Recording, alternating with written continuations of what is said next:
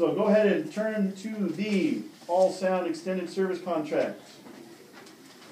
Okay, even though it says a warranty here, is really, okay, it's kind of confusing because they kind of cross what these are.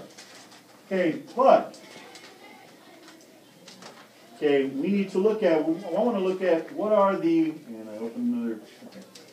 I want to look at, when I'm looking at this, okay, I want to know the difference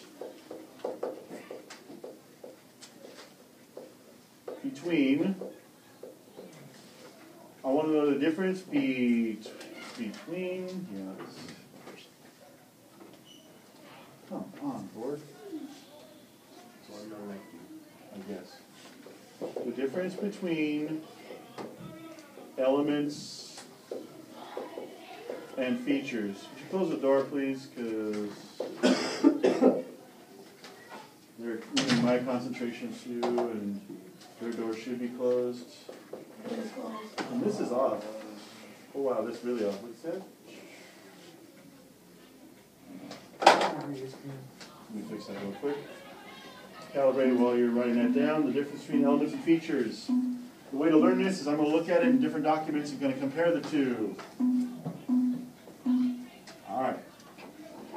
So, now, when you look at the different things, you look at some of the, what's one strategy for looking at a document like this? What's one thing you should look for? The headings, the boldface. Okay, these are going to tell you certain things. Okay, so one of those elements. Okay, this is going to be elements. Okay, and I'm going to put service contract, SC for service contract, or warranty goes as well. But okay, so one of the things is terms and conditions.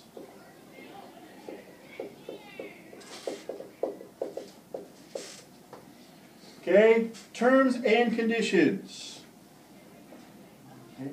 Oftentimes you will get, it will tell you certain things.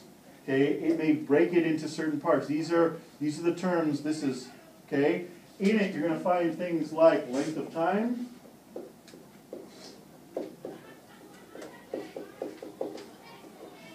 Okay, you're always going to find a length of time, no matter what, in a warranty period. Okay? So look where it says details of coverage. Jose, would you read that? Okay, right here where it says details of coverage. I mean, Joseph. Jose? Jose's in my earlier class period. Joseph, sorry. Jose jalapeno. Well, technically, this is the English version of Jose. My dad is Jose, therefore I am technically Jose Jr. Oh, well, it's okay. So Joseph, would you read the details of coverage? Details of coverage. This service contract provides coverage for any operating parts or labor required for the product listed above for 2 years from date of original purchase. There will be no cost to the purchaser of any authorized covered repair that is performed by one of our highly skilled service associates. Okay, so we have length of time. Okay, this is an element, length of time. It also is what is covered. They tell you exactly what is covered. Now, I'm going to put it in blue because this is going to signify the features. In this particular document, what's the feature? What's the length of time it covers? 2 years. 2 years. What's covered? Repair. Operating parts. So we'll put op parts and labor. So we're only covering operating parts and labor. That's all that's covered. Okay? What's labor? Work. Yeah, labor is the official name for what time they spent to work on it. When you have a car and you go to mechanics, they'll have you'll see the different fees for parts and different fee for labor, because they charge labor per hour.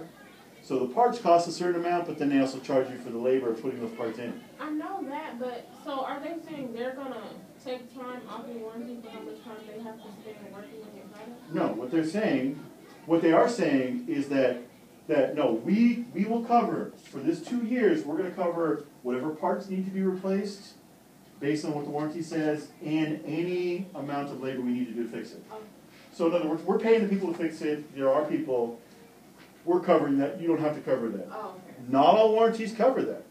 Okay, and that's why you have to pay attention to what is covered. Okay, because not every single warranty or service contract covers all labor costs. Because then you get another one of these features you find in here, which is, what's the next heading? Limitations. Okay, you're going to get limitations. Another way to say that, you will also find, not in this one, but you'll also find exclusions. And that means things that are left out. So, limitations. It only goes to a point. It doesn't cover absolutely everything. So if you want to know what's covered in your product, you need to pay attention to, all right, they said they're going to cover parts and labor, but what else?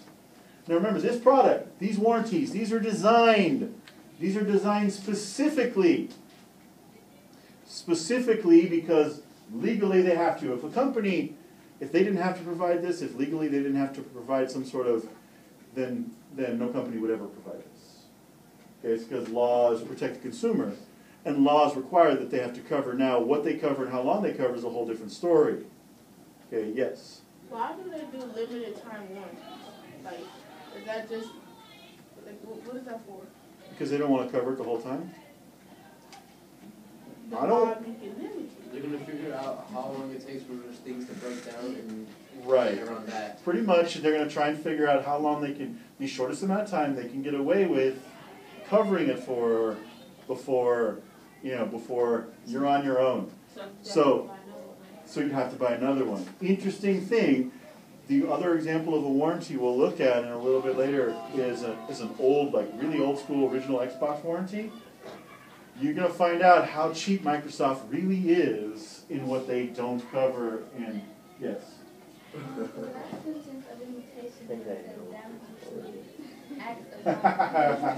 Acts of God. We'll get to the acts of God in just a minute. We'll get to the acts of God. It's one of my favorite little parts. So I'm glad, but see, I'm glad, sometimes the textbook gets it right, I'm glad they included that example. But let's, since we're on that, so one of the things that's not covered, and this is one of, now remember, limitations and exclusions are what's not covered. Now let's look at the actual features. This is what's actually in this warranty. And one of the limitation is acts of God. People are like, what the heck does God have to do with my product? Well, what does God have to do with my 360? Now, what acts of God are, this is a very large umbrella term that covers all random, like natural disaster type things. In other words, storm, hurricane, flood are all called acts of God for the purposes of the law. So that is just an expression that it covers every type of natural disaster you can think of. Okay, hurricane, typhoon, whirlpool, it doesn't matter what it is. If it's considered an act of God, it's not covered. Yes. When you're dealing with like a consumer who doesn't believe in God, how do they? It's a legal definition. It has nothing to do with actual belief. Oh.